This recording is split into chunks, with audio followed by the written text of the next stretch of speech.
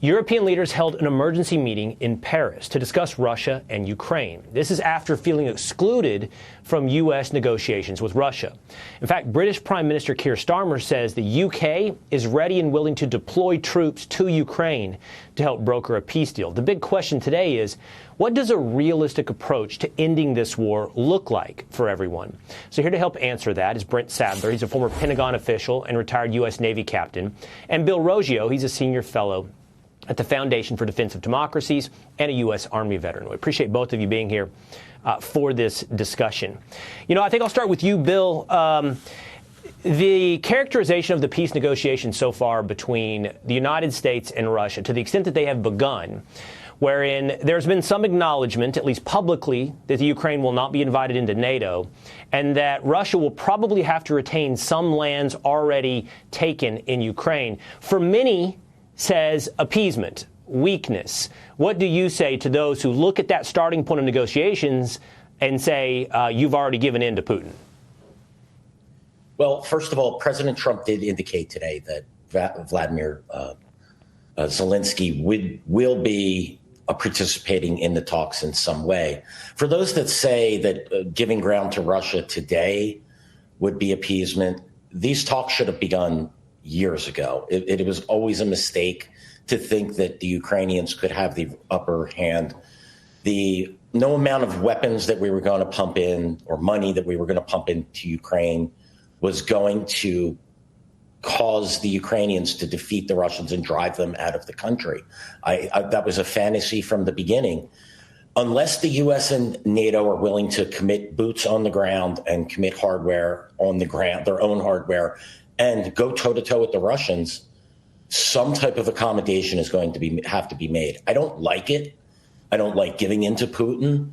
But if you think that they were going to lose ground today, wait till next week, wait till next month, or wait till the end of the year, and the Russians are going to take more ground. It's just the harsh reality of this war is that the Ukrainians are outmatched in manpower and in resources, that the Russians are committed to this war, and they could sustain this war.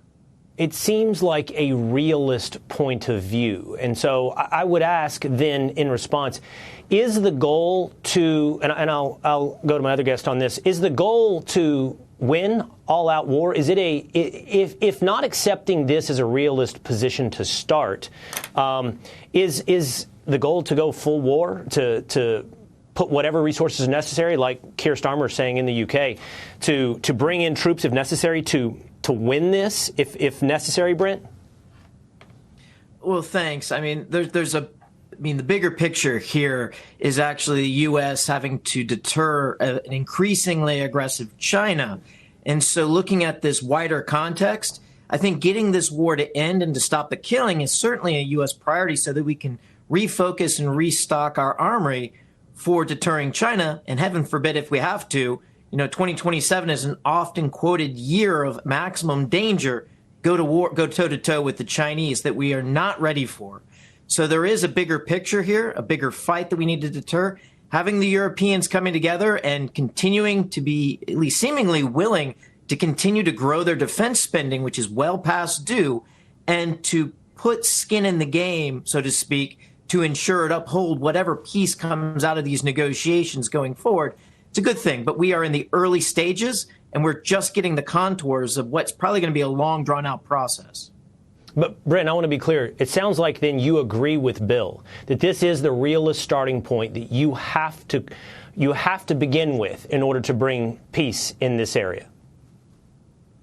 Absolutely. I mean, we need to take a realistic approach to things on the ground. I think there is a very high probability that it's going to get much more violent before it gets better. I mean, both sides have to agree that they are out of the fight, or that they are at a point at which the value or the cost of continuing this war is too high. And it's really the Russians that have to be convinced of that. I think the Ukrainians understand that this attritional war is not one that they can sustain. And there's no prospect of any European NATO country or the United States putting forces into this fight. That's still a very realist perspective. And again, right. Ceding territory doesn't mean that you have to acknowledge or accept that that territory is a part of Russia. That, after all, for decades, the free world did not acknowledge or recognize Russia's annexation of the Baltic states. So, Bill, what do you make of the European powers calling this emergency meeting today? They seem very concerned about the United States and the beginning of this peace process that we're discussing right now. This, what we three have just discussed as a starting point, a realist starting point, seems unacceptable to much of the neoconservative American view, but also to the European power view. Well, if the Europeans don't like it, then perhaps they should raise their defense budgets. Perhaps they should produce the weapons and arm them and put their own troops on the ground in Ukraine. One of my biggest problems with this war is that it's been sold as an existential war for, a threat to the European continent. And I can agree with that to an extent, but the Europeans never treated this as an existential threat. They wanted the United States to do the heavy lifting. And now they're learning that the United States isn't going to do the heavy lifting here, and that the Europeans might actually have to do something on their own. And that's why the Europeans are in a tizzy over all of this, and they should be. But, I think that the chickens are coming home to roost finally for the Ukraine war for the Europeans. They've talked a good talk, but they haven't backed it up. They've relied on the United States to take the lead.